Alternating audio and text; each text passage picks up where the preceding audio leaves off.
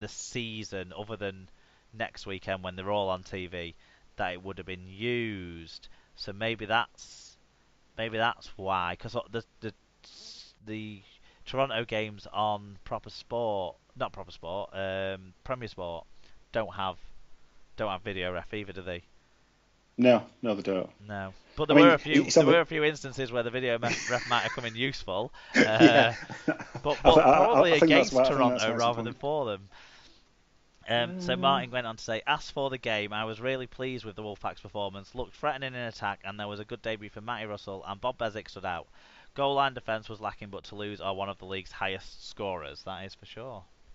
it is. So Sarah says, an enjoyable match. Toulouse played some nice rugby, but just seemed fractionally off the pace, allowing Toronto to play the game the way they wanted. Yeah, and absent father Tim Gradio said three questions arose from this game.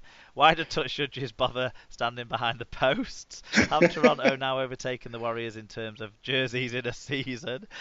He means the New Zealand Warriors, I think. When did Yes. Jonathan Ford start looking like the Mandarin? I think, is that an ex-pro wrestler or something? I don't know. And then shame the Uh, team played like Trevor Slattery. I also don't know what that reference is to. well, I looked that up. Trevor Slattery is the baddie in Iron Man 3, played by. Oh, God, it's gone from my head.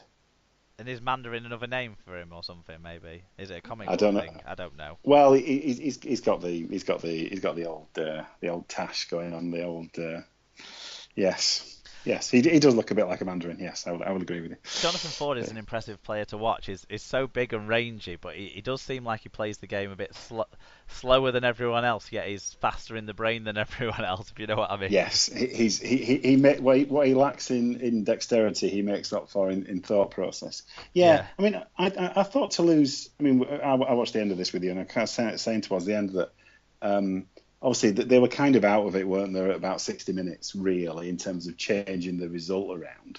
But I was really impressed with the kind of the way they hustled around and tried to get back into the game and scored some tries later on. And the score was probably quite representative in the end of the effort that they put in. You know, they were never going to come back and win the game, but actually they tried. You know, they really kept going and rushing to scrums and stopping the clock and stuff like that. There, the effort was all there, which is what you want, really. Yeah, I think Because when the game kind of went away from them around about the hour mark. There was a couple of tries scored there by the Wolfpack, and I think that finished them off. Even though Brearley lost the kicking boots that I thought was remarkable when he kicked one off the touchline early on. I thought that's not going to keep going because he ain't kicking well this year. But you're right. Although the game was gone at that stage, they didn't give it up as such, and they no, took advantage of Ryan Brearley. Not Ryan Brearley, sorry, Bob Bezic. We couldn't get through a Toronto game without a sin bin in. This one wasn't for any real nastiness. It was just a bit of a tackle that went wrong. But yeah, they didn't give up. yeah, it was a good game. I mean, we need to just briefly mention the some of the refereeing stuff. Because I said to you, didn't I, that I saw the conversion. I was actually down in the kind of the concourse and looking at it on the television, and I Yeah, saw and it missed easily. And how they called that wrong, I have no idea. It's one of those inexplicable ones because it clearly missed. It clearly missed. and there was Uh, there the was Liam the Kay Liam one. Kay try that was all ends up a knock on. Um, Yeah, and that was early on. But yeah, I think both wingers though for the Wolfpack did really well. I've got to say, and probably was a little bit of the difference. Was that in the end because they just made so many. They seemed to make so much ground and always looked faster than their opposition. yeah, they are just a little bit better. And I think we said at the time that Kay is probably one of those players who can make that step up with them if they do get promoted. I think he's got the right He, attitude and right skill sets, definitely. Right, I'll just rattle through the other results. It was Featherstone 20, Lee 42 also on Saturday. The big news out of this one was that Briscoe didn't score, so his British record equaling tries per game, tries in consecutive games run is over. It was Swinton 22, Barrow 22. Swinton denied a victory late on by Barrow in this one, but a tough competitive performance from the Lions, which will boost their fans. London 46, Sheffield 12, Halifax 22, Dewsbury 22. Two 22 all draws in the Championship. There you go. And it was Batley 23, Rochdale 14. So in terms of the table, Toronto widened their gap at the top to 5 points. They have 25. London, Toulouse, and Featherstone all have 20 in the sort of bunched in the top four there. Lee are just outside the top four on 18 points. Halifax and 6 have dropped onto 17 points with that surprising draw against Dewsbury. Then it's Batley, Barrow, Dewsbury, Sheffield, Rochdale, and Swinton to round out the bottom 6. But they're kind of the also-rans in that division until relegation starts to become talked about in the later on in the year. League One, I didn't write down what round this was as well. What am I doing? Round 10. It's round 10. I'm totally off the boil, aren't I? Round 10. You were sharp on that one. Round 10 started on Friday night in Newcastle, where under the Newcastle Thunder branding, they had the highest crowd there. It was over 4,000, and it finished Newcastle 16, Bradford 26. And someone got in touch on this one. It's Brian Davis said, a really good night out. Good style of rugby by Thunder. Lots of ball movement, direct running by the backs and chips over the top. They look a good side, but Bulls were just too good.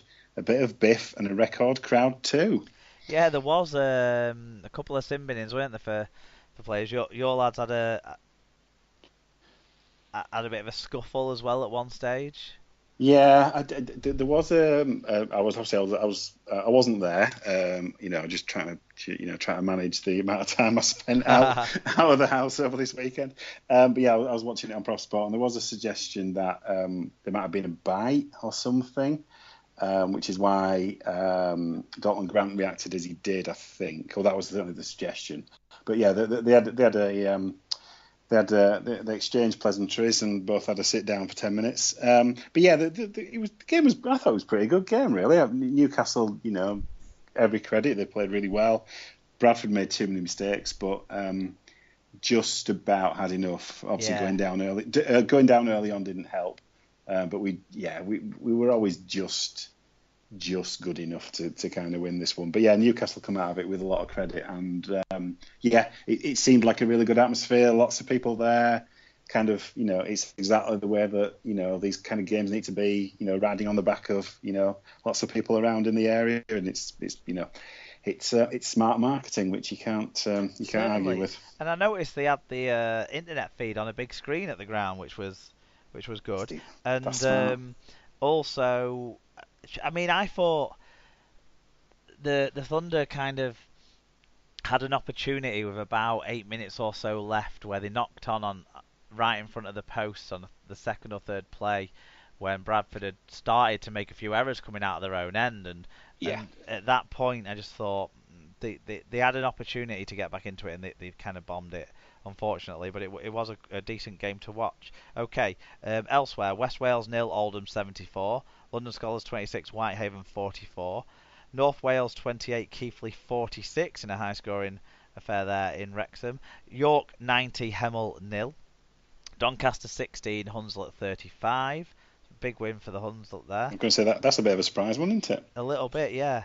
Doncaster going off the boil of late. Coventry 4, Workington 52. We had a review in on this one as well. So, ground announcer Tim G says, Leon Price's Workington were trying an over-physical game and it worked in the first half, as Cov didn't get their hands on the ball before being 20-0 down. Fuifu was given a solid welcome from Peter Ryan, who found himself in the bin along with Chris Vitellini. Did you have you seen the hit on the? Yeah, Tim's tweeted it, hasn't he? Yeah, it was good. It was a good hit. Yeah, so the second half was an improved defensive display. However, most of the crowd will only remember the referee, Brandon Robinson, who was openly booed. Oh, God. Because the referees are recent Coventry loss. Okay, York moved top on points difference from the Bulls. They're both on 18 points, but York have had a few huge wins there. Oldham are now third on points difference from Doncaster, both on 14 points. Workington are fifth on points difference on 12 points, along with Keighley and Whitehaven. So it's all close at the top, basically. Hunslet, Newcastle, North Wales and Scholars all come next. They're still in the top 5 hunt, those 4 teams. And then Coventry are 12th. Hemel and West Wales, they stay at the bottom too, and will do all year, you suspect. Into the Women's Super League, there was 2 games this weekend. St Helens 20, Leeds 14. That sees St Helens go back to the top of the table, and Leeds suffer their first defeat of the competition. And it was York 12, Featherstone 40th. Last year's beaten grand finalists got off the mark in 2018. Into the NRL, it was round 11 of action there. Loads of games on TV, but I didn't see any of them, so we're not going to talk about them. No, they're all still on my planner, waiting to be watched. I'll watch them this week. It was the Panthers 16, West Tigers 2. It was Eels 14, Warriors 24. It was Broncos 28, Roosters 22. Titans 33, Knights 26. In the first game with real interest, it was the Cowboys 19, the Rabbitohs 20. So that was one of the more exciting games of the round. George had a try in this one. Tom and Sam also played in the game. Did Sam Burgess get injured or something? Because he didn't hit the stat marks anyway. It was just. Have you heard the rumour of Sam Burgess to Hull FC? That's been doing the rounds on social media today. We'll see what comes of that one. We will see. It was the Storm 4, the Eagles 24. The Dragons 25, the Raiders 18. Obviously, plenty of interest in this one. Elliot Wright had played for the defeated Raiders and is probably going to be joined by 1, if not 2, more British players in that side for next year. But for the winning Dragons, James Graham had 103 metres and Gareth Widdop scored an important try there. And it was the Sharks 22, Bulldogs 16. So the Dragons stay top from the Panthers and the Warriors. The Rabbitohs are now 4th, Sharks are 5th, then Storm, Roosters and West Tigers make up the top 8, with the Broncos just outside the 8. Knights, Raiders, Sea Eagles, Titans, Bulldogs, Cowboys, then Eels make up the rest of the table in that order, but it's all still very close even after 11 rounds in the NRL. Okay, we had a few other bits and pieces in, a couple of comments on the amateur game from the South West, and a couple of other, one on France and a general Magic point that we'll just cover over. So, All Golds versus Forest Bulldogs. Alan Witt sent in a review. He said, a comfortable and straightforward victory for the All Golds in their second game since merging with the Gloucester Warriors. The Bulldogs were predominantly made up of Union players, one of which said, sod this, I'm sticking to Union, that's hard. Started well, but were picked apart with speed and structure. Final score 70-6, starting from the bottom as they should have done years ago. The Bristol Sonics, though, have folded in that league. I know our old friends the Devon Sharks are trying to get in that league in place of them. Hopefully that'll come off for everyone involved. But Tim G Radio got in touch about this piece of news. He said, the Sonics were one of the more established and deep-rooted southern clubs, so their demise is a shock to the amateur game. I make it at least 25 clubs have ceased in the last year alone. The RFL need to urgently look into this and produce an action plan using volunteer help if needed. Then we go on to the French game. We have Alan Walker's review from France. Welcome as ever. It was Saint-Estève 13 Catalan versus FC Lesignan this week that he talked about. It was first v third, but that didn't really make much difference. It ended 54-6. And Alan said, a win that further emphasises the weakness of the domestic game in France. And then a final point on Magic. Back to Magic. Magic in New York. Ollie Smith got in touch. He said, just wanted to have a quick say on Magic next year. I thoroughly enjoyed it again this year, despite having several pints chucked over me, lol. I think they were celebration pints, so it's okay. And think it'll be a great shame should it move to New York. Think we need to concentrate on growing the game here first before abroad, and I feel the RFL have lost sight of the fact that RL is a family game. What family can afford to take time off work and school and etc. to go to the US? It's a fair point, but just like the game in Denver next month, if they take it to New York, it's not for us. Yeah. Okay? We need to realise that they're not expecting 70,000 people to get on a plane and go to New York. Yeah, even 7,000 or maybe 700. Or 700. Yeah. That's not what it's about. If they take it there, it's part of the build-up to the World Cup and to support. If they're kind of on the back of the Denver test, that's part of a broader international promotion effort, I would argue. My personal opinion, I think it's a bit early to be taking 7 or 6 games over there. I think the international plan is probably the right way to go about it. But yeah, I guess we'll see what happens with that really. Certainly, yeah. It's certainly what happens next with Magic is kind